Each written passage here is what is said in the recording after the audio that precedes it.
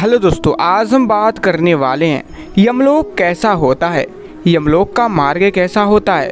तो दोस्तों वीडियो को बिना एक सेकंड स्किप किए बिना वीडियो में बने रहिएगा।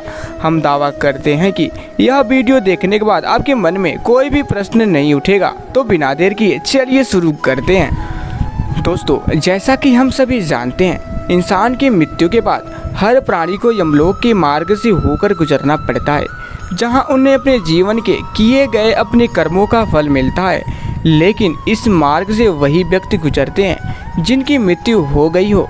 उसकी आत्मा को इस मार्ग से होकर गुजरना पड़ता है और उसके बाद यम के सभा तक जाना पड़ता है और उसे वहां धर्मराज द्वारा उनके अपने जीवन काल में किए गए कर्मों का फल मिलता है।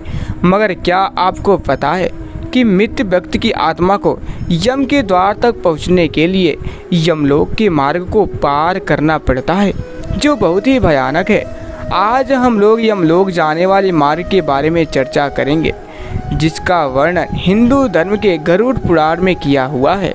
दोस्तों हम आपको बता दें, गरुड़ पुराण के धर्म कांड के अनुसार यमलोक का मार्ग बड़ा ही दुर्गम है, परंतु पुण्य आत्माओं के लिए सुखद एवं पापियों के लिए बड़ा ही भय एवं कष्टकारक है। गरुड़ पुराण के अनुसार यमलोक के मार्ग का विस्तार 86,000 योजन में फैला हुआ है। जो मनुष्य जीवित रहते हुए अच्छे कर्म एवं दान पुण्य करते हैं, वे इस मार्ग से सुखी पूर्वक जाते हैं, और जो धर्म से हीन होते हैं, वे पापी आत्माओं को इस मार्ग से होकर बड़ा ही कष्ट भोगना पड़ता है। पापी मनुष्य यमलोक के मार्ग में होने वाले कष्टों से जोर जोर से चिल्लाते और रोते हुए जाते हैं। इतना ही नहीं, यमराज के दूत भी इन मार्गों पर पापी आत्माओं को चाबुक से मारकर वह अनेक प्रकार की यातनाएं देते रहते हैं, और वे पापी आत्मा बड़े कष्ट से इधर उधर भागते हुए फिर उस मार्गों पर चलने लगते हैं। यमलोक के मार्ग पर कीचड़ तो कहीं जलती हुई आग है, कहीं तपती हुई बालू है, तो कहीं नुकीली सुई के समान पत्थर है। इसके आगे कहीं कांटेदार पौधा, तो कहीं बड़े बड़े ऊंचे पहाड़, जिन पर चलना अत्यंत दुखदायक है। इस मार्ग के आगे कंकड़, कहीं सुई के समान कांटे बिछे हैं, कहीं खतरनाक जंगली जानवर हैं।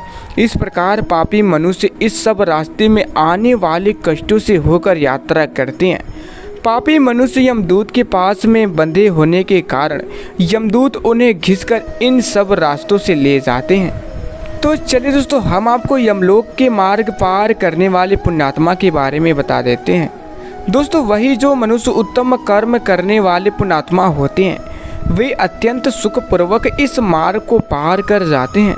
अन्न का दान करने वाला व्यक्ति स्वादिष्ट भोजन करते हुए इस मार्ग को पार करते हुए जाते हैं।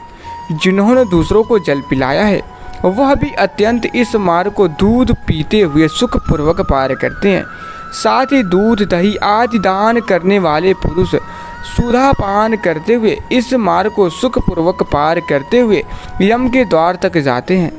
इतना ही नहीं, वस्त्र का दान करने वाले पुरुष दिव्य वस्त्रों से सुसज्जित होकर इस मार्ग को सुखपूर्वक पार करते हैं। गौ दान करने वाले मनुष्य इस मार्ग में सभी सुखों को प्राप्त करते हुए यमलोक की यात्रा करते हैं। घोड़े, हाथी तथा रथ की सवारी का दान करने वाला पुरुष धर्मराज के विमानों से युक्त होकर इस दुर्गम मार्ग को वायु मार्ग से पार करता है। जिस पुरुष ने अपने माता पिता और गुरुजनों की सेवा की हो, देवताओं से सुसज्जित होकर इस मार्ग को सुखपूर्वक पार करके धर्मराज के द्वार तक जाते हैं। जो विद्या दान में तत्पर रहता है, वह ब्रह्मा जी से पूजित होकर जाते हैं। वेद आदि पुराणों का पाठ करने वाला ज्ञानी जन मुनियों के द्वारा अपनी स्तुति सुनता हुआ जाता है। इस प्रकार धर्मपरायण सुखपूर्वक यमराज के द्वार तक जाते हैं। दोस्तों जब ऐसी पुण्यात्मा धर्मराज के द्वार तक पहुंचती है, तो धर्मराज 4 भुजाओं से युक्त हो शंख, चक्र, गदा और खड़ग धारण करके बड़े ही प्रेम पूर्वक मित्र के भांति पुण्य आत्माओं का आदर सत्कार करते हुए उन्हें कहते हैं, हे बुद्धिमानों, हे श्रेष्ठ पुण्य आत्मा, जो मानव जन्म पाकर पुण्य कर्म नहीं करता है, वह पापियों में बड़ा है, और वह आत्मा घात करता है।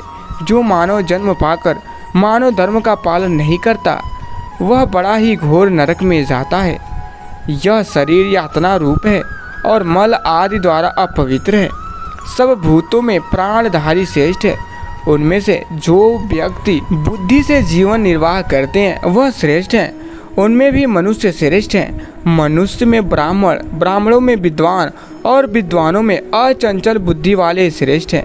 अचंचल बुद्धि वाले पुरुषों में से कर्तव्य का पालन करने वाले श्रेष्ठ हैं और कर्तव्य पालन करने वाले में ब्रह्मवादी वीर का कथन करने वाले श्रेष्ठ हैं। ब्रह्मवादियों में भी वह श्रेष्ठ कहा जाता है जो ममता आदि दोषों से रहित हो।